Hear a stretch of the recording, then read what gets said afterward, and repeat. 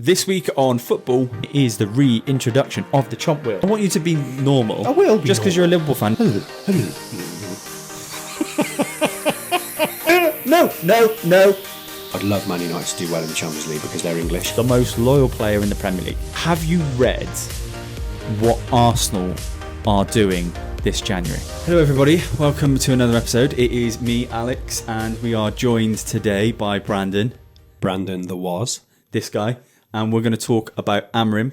We're going to talk about Chelsea. We're going to talk about Jarrod Bowen. Ooh. And we've got a belting chomp for you as well. We don't know who it's going to be yet. We are going to be spinning that chomp wheel. So stay tuned for that. Let's kick it off with Amorim. He's gone. It's the big story this week. We just missed it on the last podcast. However, you were mentioning a couple of things that were kind of hinting that he was going to be sacked or leave. It looks like he has been sacked rather than left. Yes. Like Maresca had left. Who do we bring in?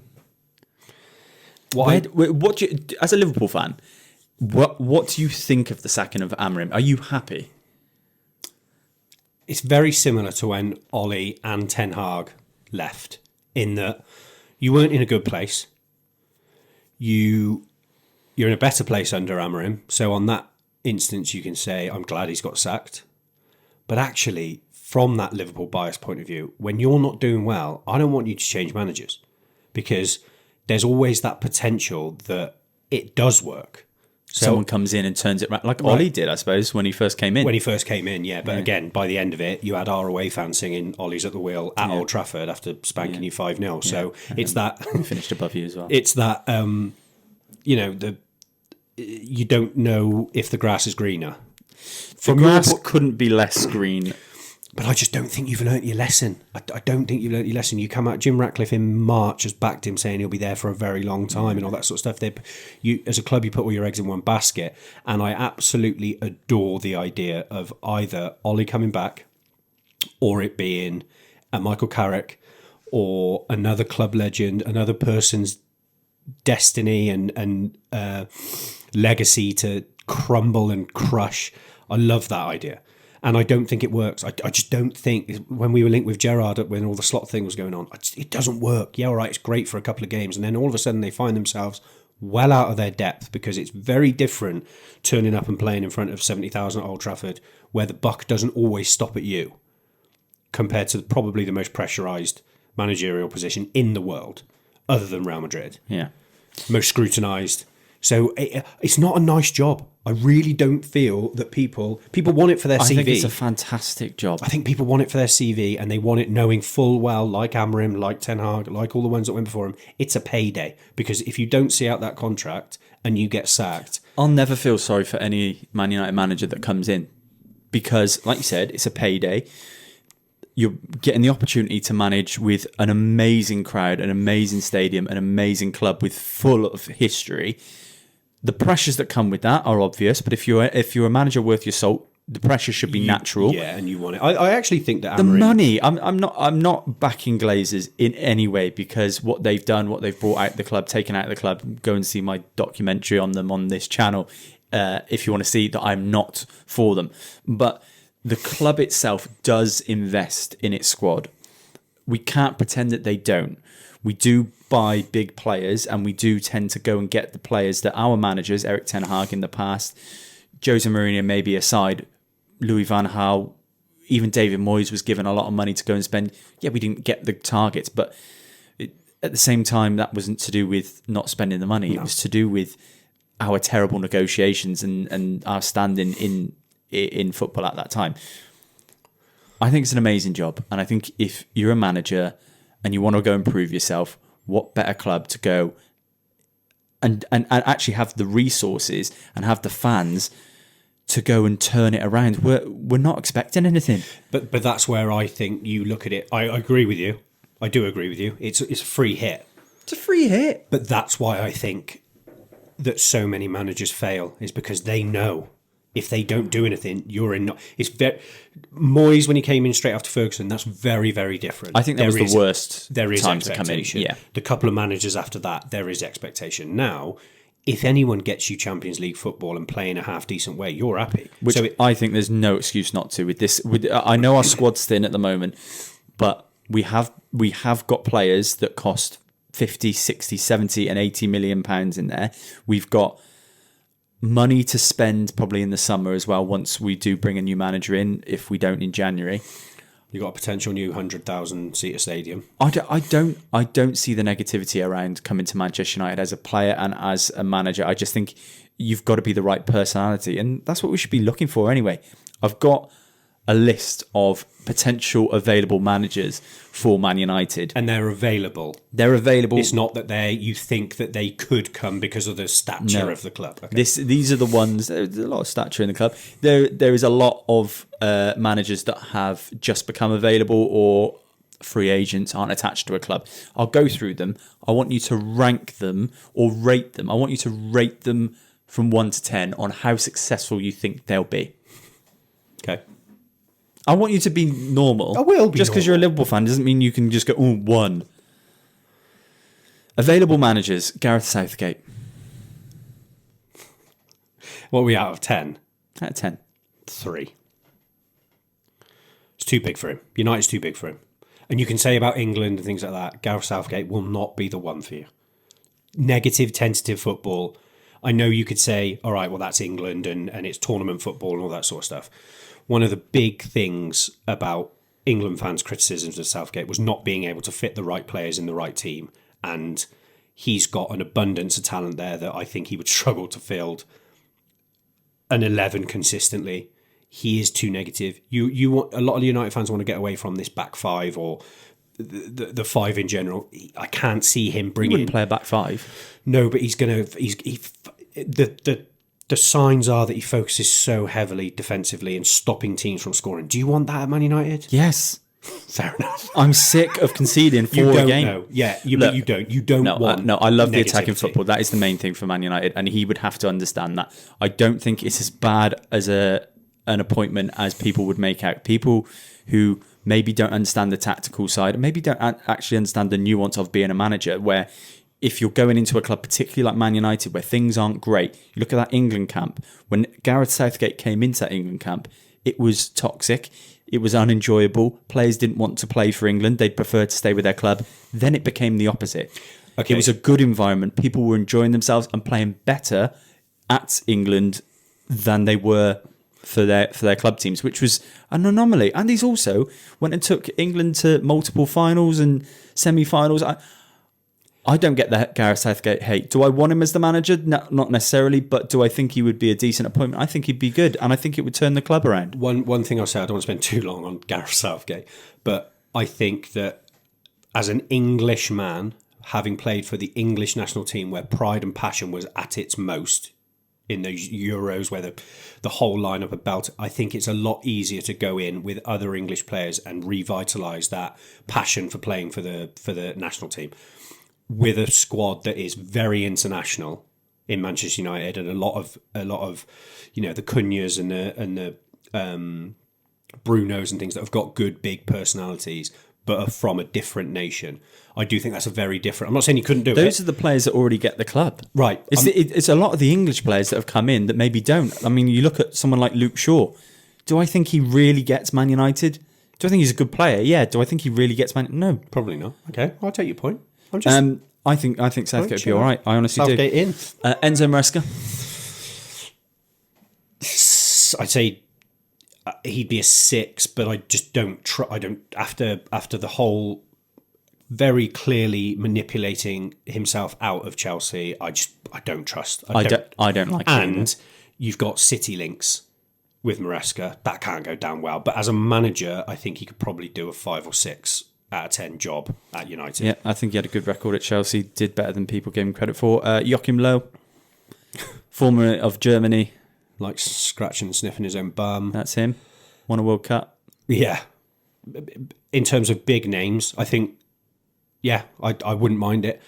Again, if we go back to actually getting the club and I think that would just be another notch in his CV rather than going there to really want to turn United around. I think the opposite. You'd get personality in the sense that he We reminds need me. personality. He reminds me of the Jose Mourinho's and the Contes that have got a bit of. What are you rating it out of 10? 6. Xavi. I think that'd be one of the ones that I'd be like, I like that. In terms of, I actually don't know how it would go. In terms of what it would be for Manchester United, I think that would be more a 7 or an 8. Something really different. It's a completely different profile to anything that you've got in the last 10 years. Yeah, it's my favourite so far. Rattle through these. Thiago Motta. No, 3 or 4. I think Italian league managers, maybe Too early in his managerial career. The thing is with Italian league managers, they tend to chop and change. They've all managed each other, and I think Man United needs stability. They need someone who can come in and I think really understand the club and become part of the club. When you've got a manager that has been to lots of different clubs, I'm not saying Thiago Motta necessarily has, but a lot of these Italian league managers have. I don't think they really embed themselves in the culture of the club. They could be a Juve manager one week, they could be a Roma manager the next. And that's, even if they haven't done already, that is the culture that they're used to, is being a different manager of a different Italian club. Talking of Juve managers or former Juve managers, Igor Tudor. No, had a shocker, I think, at Juve. Ange Postecoglou. That's a controversial one. I would love nothing more, as a Liverpool fan, for Postecoglou to go in at United. I think it would be a 0 or a 1 for him to manage Manchester United. That would be my favourite of the bunch. Get him in, Ange in. It would be a disaster. It would be hilarious, but no thanks. Walter Mazzari, let's not even go through that. Did he manage Watford once or Malaga or someone? Ole Gunnar Solskjaer. See, I know you're going to like that. I think that would be another 2 or 3. I think the start would be good. I like it. Marco Rosa. I was speaking to you before that I think that name to me rings out purely because of Jurgen Klopp, and anyone he holds in high regard, I would hold in high regard. It's not the move for you. Formerly of Leipzig. Yeah, managed Leipzig and Mainz, played for Mainz, but not big enough. I think we need a big name. Zolt Low. Yeah. Eric Ten Hag. That's a -3 for me. I'm answering for you. We've got Edin Terzic, formerly of Dortmund. Oh, no. I thought don't know enough about him, but no. I thought he did all right at Dortmund. Ivan Juric. No. Jon Dahl Tomasson. I said to you, I don't even know. Didn't know he was a manager. Which is I remember Jon Dahl Tomasson. Of course, as a player. Gary O'Neill. He has just gone to Strasbourg. So he's out of the running, take him out. He's a 0. Vitor Pereira. Bruno Lager. No. Ralph Hasenhüttl. I thought you were going to say Ralph Rangnick. And Ruud van Nistelrooy. Again, the whole ex-player thing isn't going to work for you this time, so no. But I know that a lot of United fans enjoyed it when he was manager. And he had a lot of charisma. I don't think he's... I'm in the camp of I don't really want an ex-player. It's fine as your caretakers and your interims and things like that. If you get obviously you've got Darren Fletcher for a couple of games. If you then end up with your Carricks or the Solskjaers to the end of the season, I don't think you'd lose anything on that because this season is effectively over in terms of any sort of real ambition. Yes, all right, you've got the Champions League places and things, but I don't think it matters which manager comes in. I think you should be pushing for that anyway. We've got Darren Fletcher in the interim. We've got Burnley by the time that you guys will be listening to this. How do you think that's going to look? New manager bounce is something that I never used to believe in, but I do. Like I've said with those things that we're talking about, the fact that it is an ex-player and a highly regarded player, I think will lean into a rise in a performance for a couple of games. The fact that these caretaker interims only come in knowing full well that they're not going to be there for a long time, they can put more energy and passion and they're desperate because that's an audition for them somewhere along the line. So I think that he will get a tune out of the players. I think you've got enough players that have been at Manchester United for a long time that will be able to buy into his reminiscence of the Fergie days and the Manchester United way. And he'll probably GM up for a couple of games. So I think he'll do well. I think in that Burnley game, you can't be coming out of anything other than 3 points. It's got to be 3 points, Has to regardless who the manager is. If I went in there and managed that team, I should be getting 3 points. 3 points. Interesting. Our sponsors, or company that we've been working with, Limitless Yep. Exchange, they have offered a market in that game. Okay. So there's a market at the moment trading, and I don't know if you've seen it, but it's United's first game under Darren Fletcher. United to have 60% or more possession against Burnley.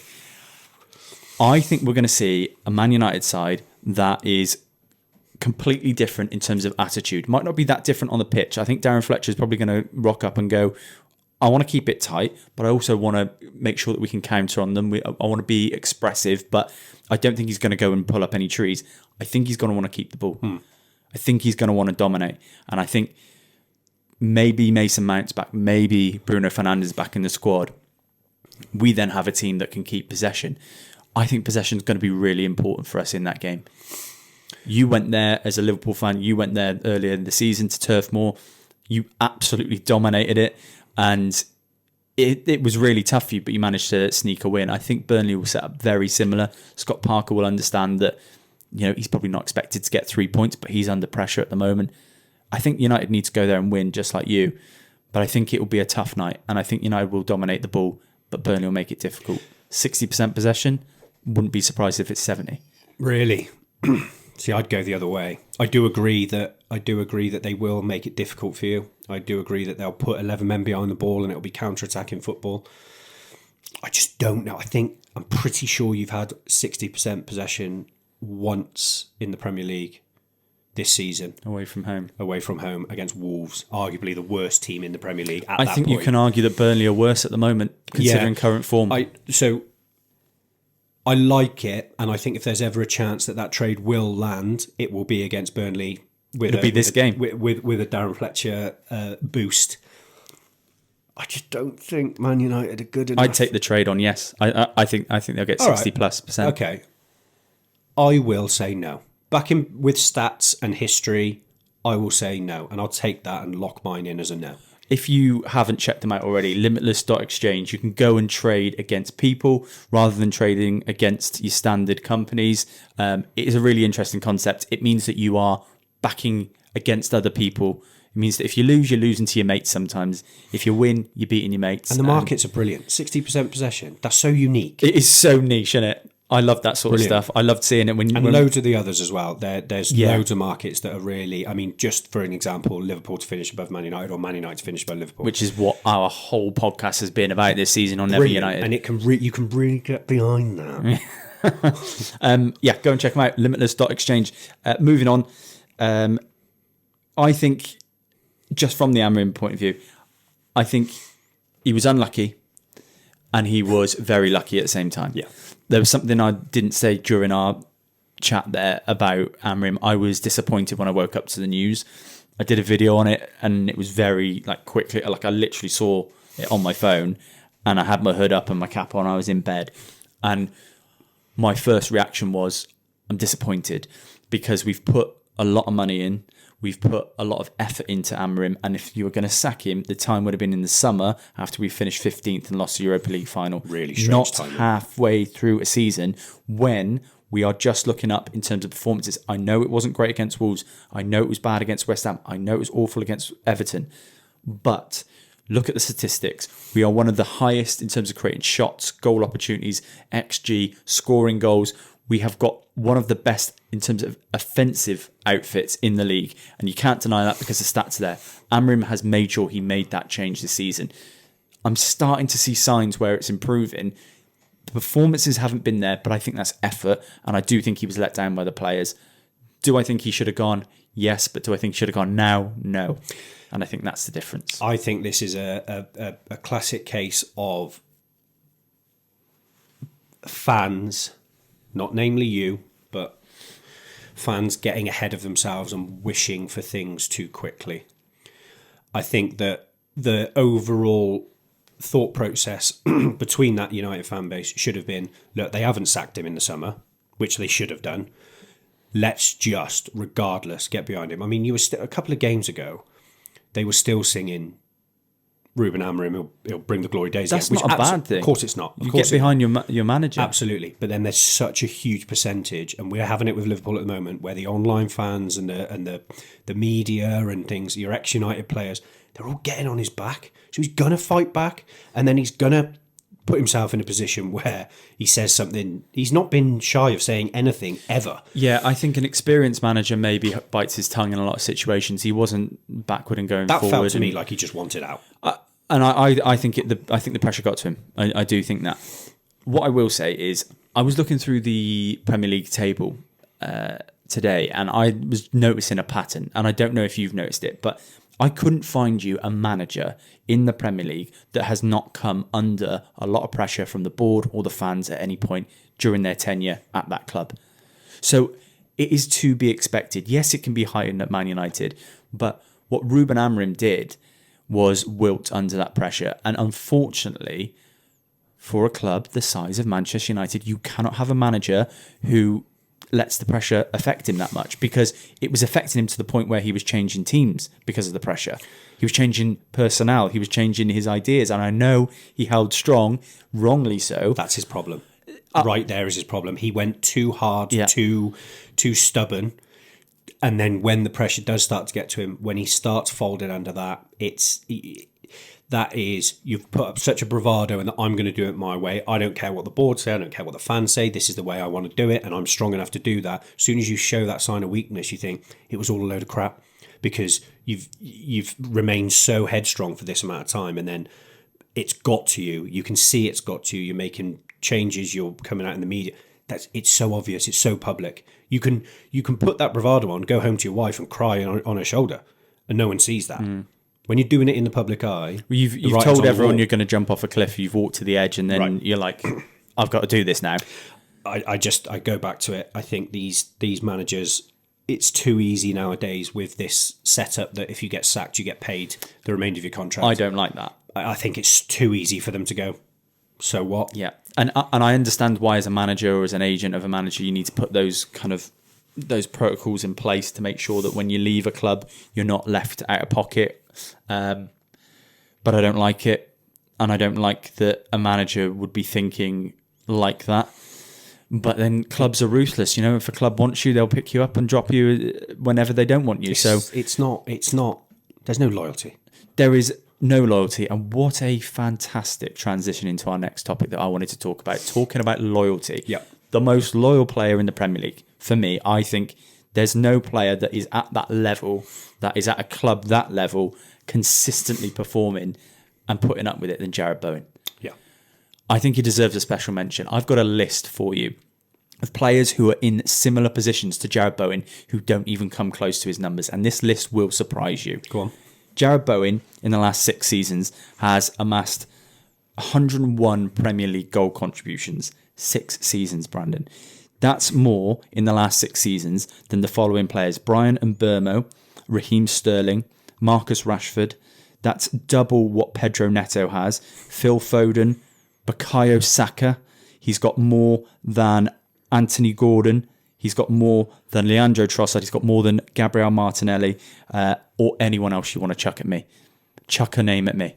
Mo Salah's the only one he hasn't. It's always Mo. This guy, Jarrod Bowen, could have left, and I think people in certain corners would have said should have left. I really rate that he stayed, and I think it would be very easy for us to sit here and say you're a better player than the club that you're at, you should go, and then the very next breath go, there's no loyalty in football anymore. What he's doing at West Ham is incredible. Mm-hmm. I really hope that the West Ham fans appreciate what he's done. I think they do. Because he should be gone. They're a football club, terms, he should be gone. Without a shadow of a doubt. And there's clubs that have, I think he's done interviews where he's talked about clubs that have come knocking. And right through the right channels or not, we know that there has been clubs going after him. Yeah.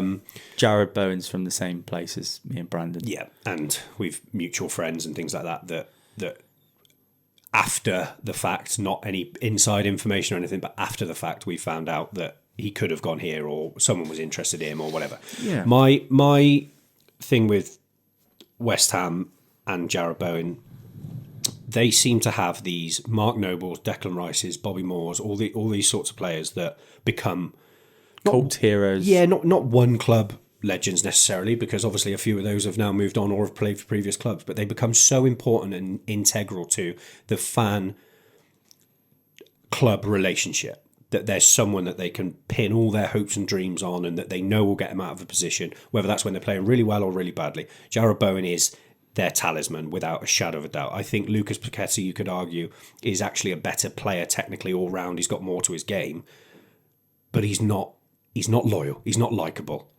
in that sense. And so you've got the fact that he is remaining there, whether that carries on or not. I would love it to be for him. I actually think one of my points on Jarrod Bowen is I love him as a player. I'd have him at Liverpool in a heartbeat. I think when he married Danny Dyer, he has signed a moral contract as much as he has a professional contract with West Ham. He's been sworn into the mafia, isn't he? That bloke, the male Danny Dyer, absolutely adores that man. You can see the glint How in his could he eyes. leave West Ham? How could he? That must be the would be the hardest decision. What happens if they go down? I actually don't think that Danny Dyer would begrudge. I think it's got to the point now where he just loves the man as much as he loves the West Ham player. I don't think there's a West Ham fan that I know that would begrudge Jarrod Bowen leaving if they went down. No. And I think he has to. I do also think he's too good to be. He's way too good. I think the loyalty does go to a certain point where it then becomes silly. Stupidity. Yeah, and I mean, I watched Ronaldo at Man United and I was desperate for him to stay. Sometimes when Real Madrid come and you're from not that area, I mean, obviously he's from Madeira, just Europe but in general. Yeah, a lot of European players absolutely dream of playing for Real Madrid. He leaves. It's a big money transfer. I kind of got it. And fair play to him because he actually stayed the extra year when he was going to go the season before. And then came back to you as well. And then came back to us, yeah. I do think loyalty has a point, and this is why when Ronaldo came back to Man United, he even scored against us at Old Trafford, and we clapped and we applauded him when he came on the pitch, because it's a respect, isn't it? There's a certain way you can leave a club, and I think Jarrod Bowen could do that, and I do think Jarrod Bowen maybe should do that, but at the same time, I'm hypocritical because I want to see loyalty in football. I want to see players play for the clubs that they love and really connect with the fans in the club, and that's what he's done. I think he deserves way more credit than he currently gets. I do believe that he's arguably one of England's best players who doesn't get enough minutes. Do I start him at the World Cup? Maybe not, but do I play him a lot more? Yeah, I would. And I think had he made a move to a Newcastle, a United, a Liverpool, he probably would be in those conversations. And there is that, isn't there? When you play for a big club, you tend to get more minutes for your national team. The big club tax, effectively. You're in the spotlight more. You don't go under the radar because you're on Super Sunday or you're on Saturday or in the Champions League. So you get more publicity. And unfortunately, because West Ham are that bad at the moment, even if he's scoring, they're losing or they're drawing. So he's not getting those big game moments of where he scored the winner in the last. And I don't think it's his fault. No, I mean, he's far from it. I think he's much better technically than people give him credit for. He's a really good dribbler with the ball. He's a great finisher, left foot, right foot. He's got a lot of finishes that you wouldn't expect as well. He's running, mate. He runs his heart out. Yeah, I think he's quality. And it's nice to see an English player doing well in the Premier League. And I know we got a lot of English players in the past, but so much foreign influence from players, particularly forward players, who get those numbers, who really boost those numbers, but none of them can come even close to Jarrod Bowen, and I like that. He's got a little bit of all the other wingers, is what I like. He's not a one-trick pony. Yeah, I agree. Talking of English talent that's doing really well, or possibly about to do really well, Liam Rosenior's just joined Chelsea from Strasbourg. Not for you? Nope, can't stand it. I don't like the whole situation around it. I've got to be honest. I don't really like. Nothing against him. No, I will say, a lot of people criticise that appointment from Chelsea, and it might be for other reasons than the ability of the manager. What I will say is, we are crying out constantly for big clubs to give English managers, young English managers, a chance. Chelsea do that. They gave Lampard that chance when everyone was criticising him. They are giving Rosenior a chance as well. There's part of me that would like to see him succeed. There's part of me that obviously wants to see Chelsea lose. I feel like the job will be way too big for him. 2 points there. I really struggle with getting behind the whole I want another club or something around that to do well because of English or whatever. It's like when people say, I'd love Man United to do well in the Champions League because they're English. Yeah, I'm not feeling like I want Chelsea to do it. I want him to give a good account of himself. I don't want Chelsea to go and win the league and finish above us. But if we finish above them and they do all right and he gives a good account. So I want to see an English manager come into a big club and do well. I don't think that we have enough of that. No, that's fine. That's fine. It's just that whole thing of like the two go hand in hand, don't they? Rosenior does well, Chelsea do well. I can't stand that. He ain't going to win the league with them. So we don't have to worry about that. The job being too big for him, I don't actually think it's his fault at all. I don't, and it's such a strange thing to say. I don't think it's his fault that he's going there. This whole multiple club ownership thing it's. I think he just got told that's where he's going. It's almost like when you're at work and they say, "Oh, yeah, we need you to fill in for this position." It doesn't. I think it was because it's easy for Chelsea. Because they can just effectively go, right, well, we'll move you from there to there. We haven't got to interview anyone. We haven't got to set any pay structures crazily because we're just moving you from one role to another. I'd imagine the pair, if they sack him in the summer, is next to nothing. Negligible. As a result, yeah. And so it's almost like he's just a pawn in the game of Chelsea. And that's what I don't like about it. It's that it's so convenient and easy for them to do. Yes, okay. I saw a stat. He's never won 3 games in his managerial career in a row. 3 games in a row in his managerial caree. I think you might have shown me that stat. It was me. Okay, but not just that. He didn't actually had that written down. Did you? That's where I saw it. Actually saw a stat earlier written down on your phone. Okay, the other thing is that at Hull, he was sacked because most managers are sacked. Right, but it's if you can't get Hull into the playoffs and promoted with the likes of Fabio Carvalho and all these, they had so many good players. I think Liam Delap was there at the same time. You know, they had a good squad. Then he goes to Strasbourg, and the French league is very difficult to judge. But they're sat in 7th. That may be brilliant for them. It is. Okay, cool. Considering where they've come from. How hard is that to translate then over to a Chelsea squad? Very difficult. What I will say on those points, Frank Lampard went in at Derby, couldn't get them promoted, but did a decent enough job where he looked like he'd got the team playing. Obviously, Derby County now, where they are, they take that all day long, getting playoffs in the Championship. Frank Lampard was then laughed at. He was criticised. He was almost the class clown of managers because he dared to be English and to try and achieve something. I mean, honestly, the way people talk, and the media in particular, talk about English managers, no wonder they don't get any chance. No wonder they don't get any confidence. You think these American owners or these foreign owners are going to not look at the media and think, this is what the picture's painted of this manager. I'm not bringing him in. Yeah. That's partly the reason. And that's our fault. That's our fault as fans. That's our fault as the media. But Frank Lampard was laughed at everywhere he went. He was criticised. He was not given enough time. And when he has had the opportunity to have a bit of time, have a decent board, have a decent team behind him as well, what he's done at Coventry is absolutely unbelievable. And he still won't get the credit that he's deserved. The only people that will give Frank Lampard the credit at the moment is Coventry fans. Because anyone outside of that, say Liverpool got no manager and then they went and signed Frank Lampard, you'd be like, oh, I'm not having him. He's awful. That's the mentality of a lot of people. Frank Lampard has done an incredible job and does deserve a bigger job if the Coventry thing doesn't work out. What I will say is we're so quick as fans and human beings to look at a history and just take that at face value. Managers will get better the more they do their job. Simple as. So tell that to Eric Ten Hag. Right, but they should do. There's also players that don't come on and develop as they should do and whatnot. If you want to succeed as a manager and you've stuck at it for this long, a lot of managers will give it a go for a couple of years and then go, oh, I don't know, this isn't for me. I can't stand this, can't stand that. One thing that you can give your Frank Lampards and your Liam Roseniors and these younger managers, Wayne Rooney, that are coming through, they don't give up. No. And if they don't give up, they'll go to another club and they'll learn something different. And when I've been to different jobs in my life, I've taken a little bit of each of them and then that boss has taught you this thing, and this boss teaches you that, and actually you don't do it that way, and I think this way is better.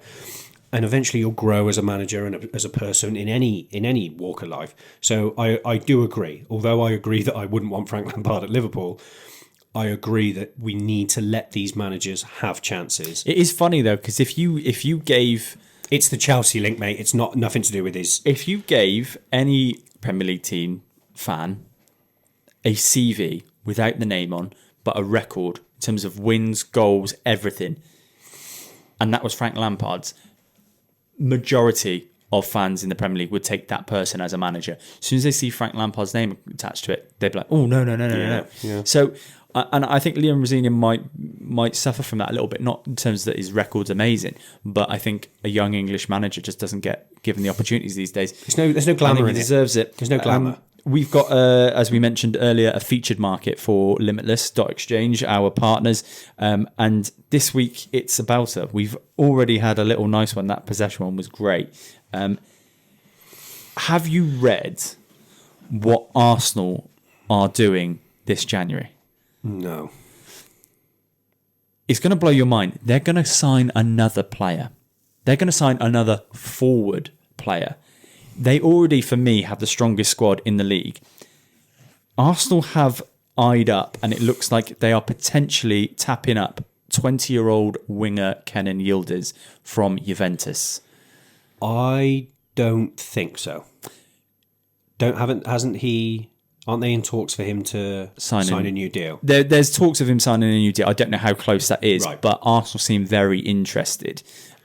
See, I saw Rodrigo. There's a couple of players. There's no way Arsenal go through this transfer window without signing a player. Why? What? We have to listen to these Arsenal fans talk about that they're going to run away with the league. They're in such a strong position. You're talking forwards. What's happened to Ethan Nwaneri, Max Dowman? These unbelievable talents of the next generation, the second coming of Jesus Christ and Bukayo Saka. What's wrong with them? Can they not just deal with what they've got that's supposedly the best squad in the league?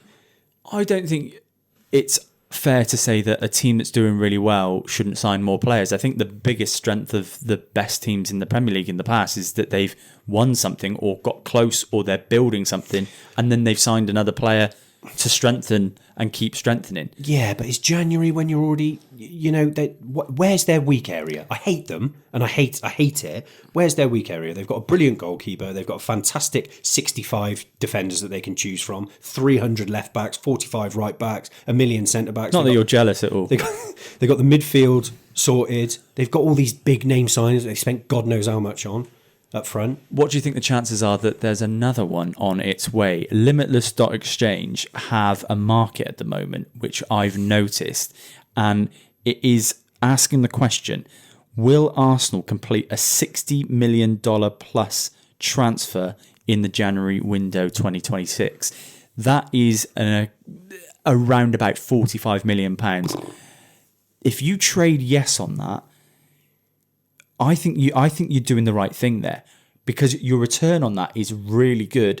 And I don't think Arsenal don't sign a player. The links to Yildiz, the links to Rodrigo, there's no smoke without fire. I do feel like one of those transfers could go through. And if not, why wouldn't they spend another 45, 50 million pounds on a player? They can. My heart, my passion says that there's no way that they should or would. Why upset the apple cart when they've got a good squad unity at the moment and all that sort of thing? Where I'm slightly leaning is that the going rate for an Arsenal player of their quality right now would be £45 million or above.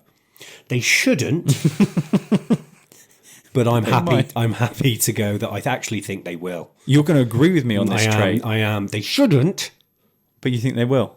But I think they will. I think because I think if they sign a player, it's going to be above that. Yeah. There's no way that they should be signing players that are only your 15, 20 million quids or your $30 million, because what does that do for them? Yeah. So if they go in to sign a player, which I agree with you, if you're at the top, what did Jarrod say? Something like open the sunroof when it's already sunny or something. I don't know. But was that in reference to Liverpool spending £400 million in the summer and it working really well for them and them not actually having the worst season ever? Yeah. I think that's a belting trade. It's something that I saw earlier, and if you want to get on it, Limitless.exchange. I think that's the first one we've agreed on. It is. Get yourselves over there, guys. And I think Arsenal, I honestly do think Arsenal need to continue the strengthening process because that's what the best teams do. Boring. Day one league, just to have a little recap for you guys. Rob Devereaux is top. Rob Devereaux, well done. No, sorry, Rob. You just want a Jim before John. He's still in the mix. He's now got a 40-point lead, Rob Devereaux, and it's done. It's really getting into the crux of the season. It's properly It's tough now to be with those leads with AFCON and things like that. Yep. I didn't realise how much that was going to affect me. Yeah, your day one team, my day. Salah. There's some big players that get decent contributions that are just not there. Yeah, and you're wasting. You've overtook me on our little mini one. You've overtook me. I'm now ahead. Yeah, I was well ahead. Yeah. A Haaland lot can happen. A lot can happen. Haaland's got a hat trick in him next week anyway. Weekend treble. We absolutely nailed it last week. We both won, which is the first time we both won in since the fifth week. The first time we both won, but we are doing all right. I am plus £75.57 Well done, mate. for the season. You are plus £8.33 now. Positive is positive. You're in a plus, and I think that's really good from us. If you want to back our trebles, make sure you do, but do it sensibly. My weekend treble this week. Gambleaware.org. It is the FA Cup weekend. I've gone with Palace to score over 1.5 goals against Macclesfield. I've got Chelsea to win away against Charlton. And then I've gone over to Germany, Leverkusen, over 1.5 goals against Stuttgart. If you go £10 on that, £26.19 back. What you got? I was about to cry again because beforehand we said, should we do FA Cup only? When you said FA Cup then, I thought you'd done FA Cup only and I thought I was going to have done it wrong again. However, I have got Napoli to beat Verona straight, Celtic to beat Dundee United straight, Crewe to beat Harrogate Town straight. £10 on is £26.29 back. They're all odds-on teams at home. That's the most conservative I think you've ever gone. Right. I've got a lead. You want to consolidate No, I haven't got a lead. I've got a plus. Yeah. I want to stay as a plus. Yeah. For at least a week to then give me a bit of leeway if I want to go, right, let's really put the cat amongst the pigeons. And also it means that you don't have to do the chomp if you do keep winning. We have a tradition, which is whoever loses their weekend treble, if the other one wins, has to do the chomp. Because we both won, it is the reintroduction of the chomp wheel. The wheel of chomps. Whoever's name it lands on has to do this week's chomp. And this week's chomp is a really tough one, mate. We've both won, we have decided this one together. Usually we would write one for the other one. We've tried to... the Liverpool fan on the Anfield rap is my inspiration. Talking about not wanting to sign Mark Gay because of the LGBTQ community. Do you know how much we wind people up on this channel all the time, intentionally?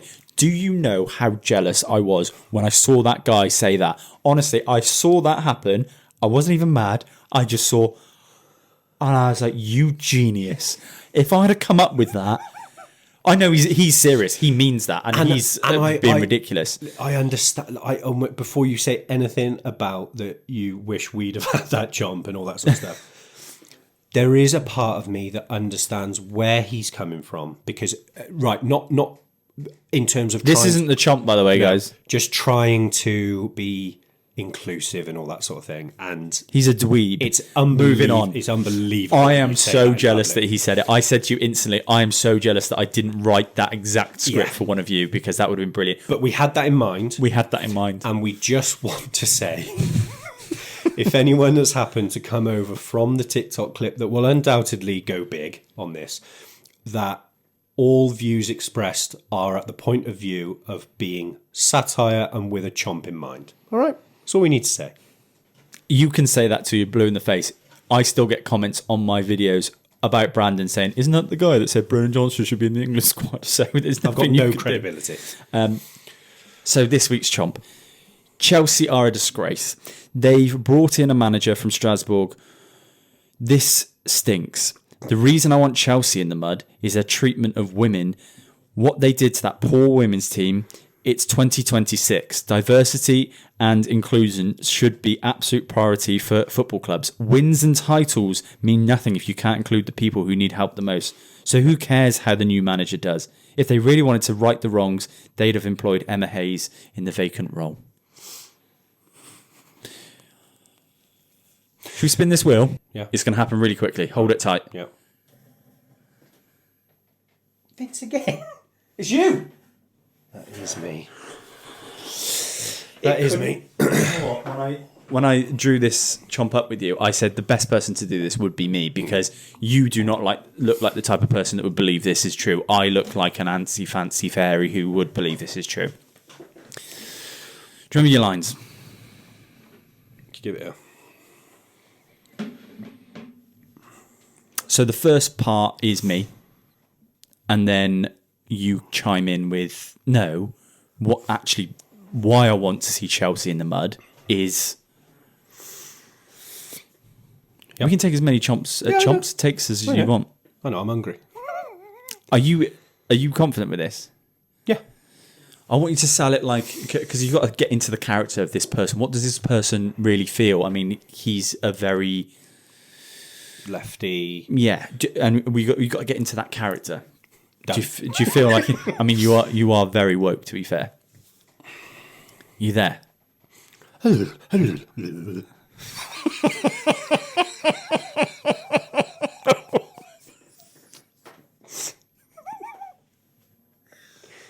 think so. Why did you do that? Getting into character. Okay. I need to get in character. Oh my god. No, you don't. Okay, I need to stop looking like I was crying because you just made me cry. This.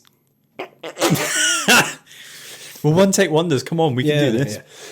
Yeah. This Chelsea appointment of Liam Rosenior stinks. The whole thing with Strasbourg, I don't really rate it. I don't like it. See, this is so many people are talking about the Strasbourg thing. I'll tell you what the real disgrace is that he's only allowed to be in this position because of the disgraceful treatment of the women of Chelsea and in general, and their dissolving of that poor Chelsea women's team that they had to sell to be able to stay afloat as a football club. That's a disgrace. We are in 2026, and at the time we were in 2025, the whole diversity and inclusion thing seems to have gone out the window with that. They've put that women's team up for sale. They've disregarded all of their feelings, their emotion, their careers, titles and wins and trophies and all that sort of stuff. That doesn't mean anything these days unless you're looking after the people that really need it. Those women have had to sacrifice so much to get to the level they are, and it just gets poofed away from them just because the men's team need more. If they really wanted to right their wrongs, Rosenior should be nowhere near this. Go and get Emma Hayes. Go and get her and put her in charge. And then that would go some way into revitalising the fans that have put their hard-earned money into that women's game and lifted that club. That's your best performance yet. Fantastic. You absolutely nailed it, Brandon. Thank you so much, guys, for joining us once again.